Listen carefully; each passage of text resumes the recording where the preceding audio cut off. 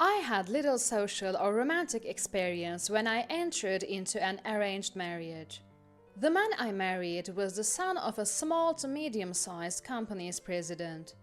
My family also owned a small business with a few dozen employees.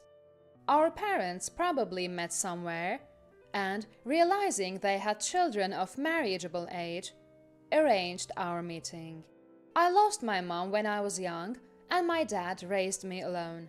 Being an only daughter, he was concerned about my future and somewhat forcefully arranged the marriage. As for me, I was shy and not very good at making friends. After graduating high school, I started working at my dad's company. I had no part-time job experience and never went out at night. I wasn't interested in romance, so the idea of an arranged marriage actually suited me. I had a crush during my school days, but never dated anyone. The only men I interacted with were my dad and the male employees in their 40s at our company. Having almost no experience in love, I thought I couldn't possibly get married. However, I was lucky to have this arranged marriage opportunity, and I wanted to put my dad at ease, so everything went smoothly and led to marriage. My husband was 3 years older than me, but looked much younger. He also joined his dad's company after high school and was expected to become its president. The business was doing well, and, as it turned out, he was quite my type. I fell for him at our first meeting but couldn't make the first move. To my surprise, he proposed during our second meeting alone. Overwhelmed with joy, I happily accepted. And so, after just 2 meetings, we got married, and he became my husband. Our married life began in his parents' home. He wanted to stay close to observe his dad's work, as he would eventually take over the company. I moved in with my husband's parents as per the arrangement. My in-laws were delighted that I could live with them, which I knew would reassure my dad. But this feeling was short-lived, starting from the second day of our marriage. I lost my mother when I was young, so I can do all kinds of household chores. Well, I thought I could. That morning, as I went down to make breakfast before my husband woke up, I found my mother-in-law, Grace, already awake. "Oh, good morning. You're late. Have you cleaned the entranceway yet?" I was surprised. It was only 6 a.m. "I'm sorry, I'll quickly clean the entranceway," I said, rushing to sweep the front door area. So, cleaning the entrance is a morning routine in my husband's house. I resolved to wake up earlier from the next day. Then, I prepared breakfast for 4, but my husband didn't come down for until 7 a.m. Instead of eating right away, he lay on the sofa watching TV. "You should first serve coffee and the newspaper when your husband wakes up," Grace said while eating her breakfast, startling me.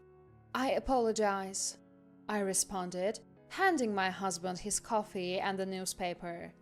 He didn't even look at me, just drank his coffee and read the paper. I really need to learn more.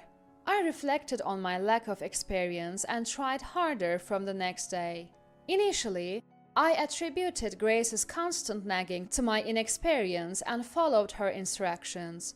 Eventually, when our daughter was born, I had to juggle childcare with everything else. Grace never interfered in household or childcare matters, continuing her relentless criticisms. I kept telling myself it was due to my immaturity. One day, unable to bear Grace's constant complaints, I appealed to my husband. "Grace criticizes me every day. I can't stand it," I said in tears. However, my husband dismissed it. "It's your fault," he said indifferently. Feeling like I was about to break, I said, "I know I have my faults, but Grace goes too far. She uses me as her outlet for stress. I want you to talk to her." I was on the brink of breaking down, mentally and physically. But my husband's response was shocking. "I married you despite your immaturity. Mom is trying to make you a proper adult. Can't you see that?" He retorted angrily. "Even so, Grace's behavior is excessive," I argued. Suddenly, he became calm and said, "If you speak ill of Mom, let's get a divorce. Go back to your parents' house." He left the room. I couldn't comprehend his words at first, but as I calmed down, the reality of his words and the thought of divorce crossed my mind. Anticipating Grace's intervention, I decided to return to my parents' house for the time being. The next day at my parents' house, I received divorce papers from my husband. I resolved to go through with the divorce. However, my dad opposed it. He must have been upset about his only daughter getting divorced so soon. I explained the situation earnestly, but he only advised me to endure. Now that I think about it, Dad was always lenient with his mother, but strict with Mom. Perhaps he was also concerned about appearances when his daughter returned home after a divorce. In the end, Dad took me back home, where I apologized to my husband and Grace, and things went back to how they were. But since then, Grace's criticisms escalated. One day, as I was busy with household chores, "Coffee," Grace said. Surprised, I replied, "Yes," and served her coffee. It was the first time Grace had asked me for something, though my husband often did. I usually did the cooking, cleaning, and tidying up, but had never been asked to bring coffee or anything else. Maybe she's tired? I thought at the time, but then it continued the next day and the day after. "Coffee, newspaper." She would just sit on the sofa, not moving at all. I started wishing she would do these things herself, but then, during a meal, "Oh, today's seasoning is too strong. Are you trying to make us sick?" she said. I replied, "I'm sorry, I'll remake it."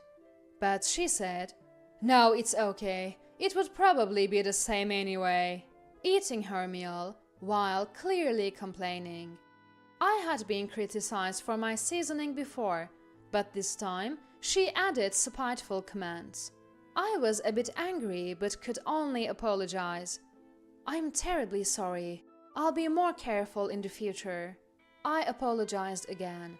My husband and father-in-law, Daniel, seemed unconcerned, laughing while watching TV. Only my daughter looked at me with concern.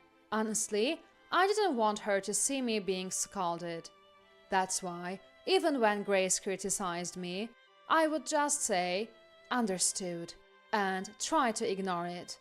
But perhaps that bothered her. Her criticisms began to extend to my daughter. "It's the parent's fault if the child doesn't have manners. Since the parent lacks manners, the child becomes ill-mannered too," she would say loudly in front of my daughter. That was too much. "Please, Grace, could you speak a little softer?" I asked, but she became hysterical. "You're the one who raised her that way. I'm just trying to teach her properly, and you're making me out to be the villain?" she screamed. Even my husband finally noticed and asked, "What's going on?" But when I explained, he said, "Well, you can't blame her," defending Grace. From then on, Grace would call me over for any little thing and berate me. In my younger days, I thought it was my inadequacies that upset Grace. Now, I realize it's different. She just wants to torment her daughter-in-law. Realizing this, I gradually started to feel a sense of disgust towards Grace. However, as long as we lived together, I had to see her face every day. Whenever I mentioned wanting to visit my parents, "Planning to neglect your duties here? You've become quite presumptuous," she would complain. Fearing her complaints if I went back home without permission, I hardly ever returned after getting married. During this time, my real dad passed away in a traffic accident. It was so sudden that I was in shock, but I couldn't listen to Grace's nagging anymore and rushed to my family home. I was too busy to remember what happened next. My dad's business collapsed, unable to recover after his sudden death.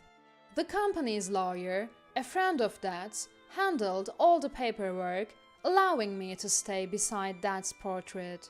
Then, unexpectedly, the lawyer informed me of an inheritance from Dad.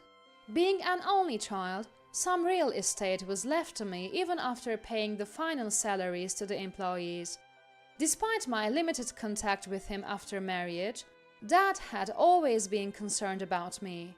Mixed feelings of happiness and regret for not being able to return home earlier overwhelmed me, and I couldn't stop crying.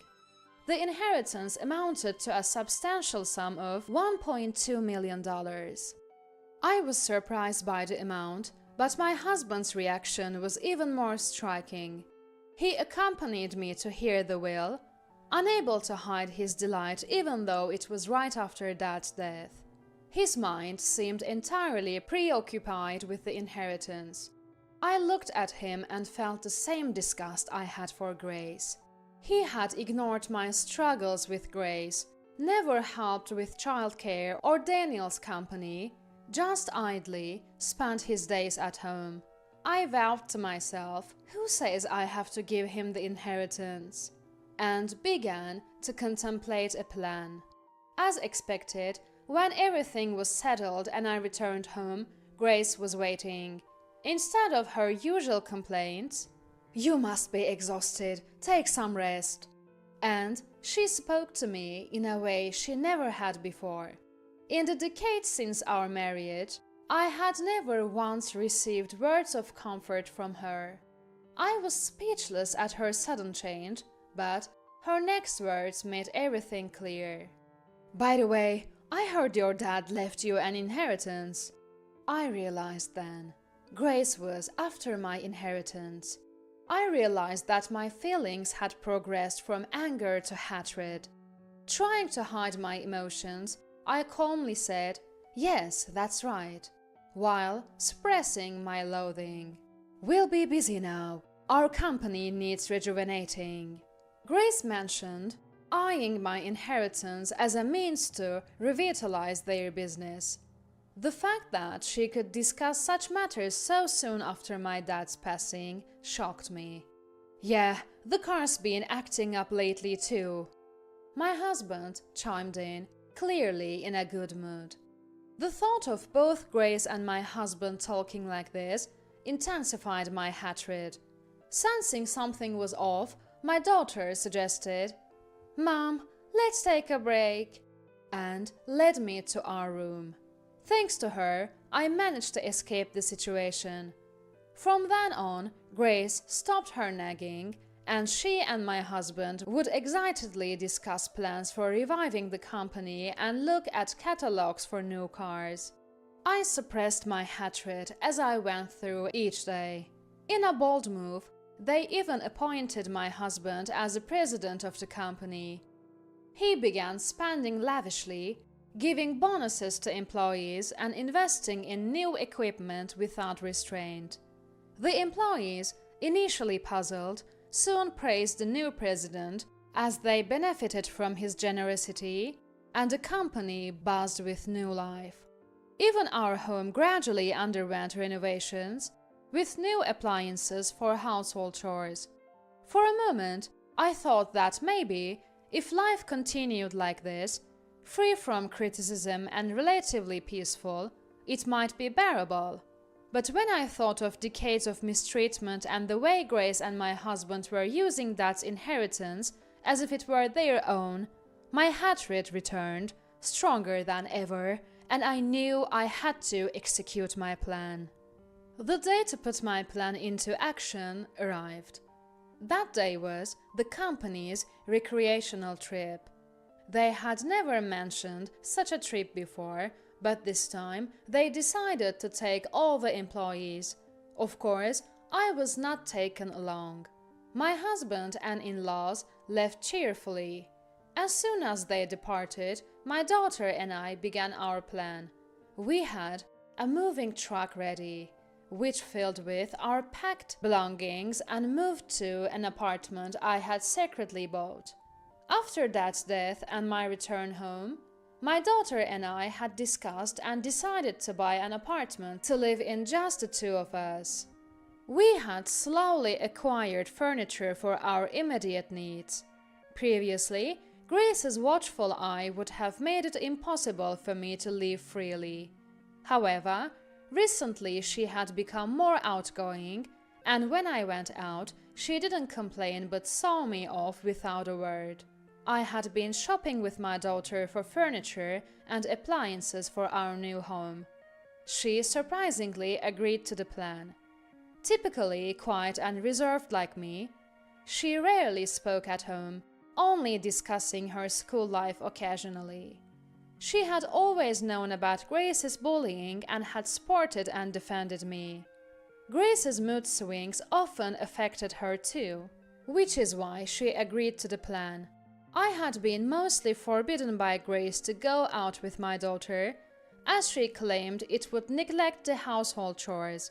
Now, being able to shop together and visit apartments, I felt truly happy. My husband and in-laws, unaware of this, must have been enjoying their trip. I regretted that I would not be able to see their surprised faces when they returned the next day. And then they came back from the trip in high spirits.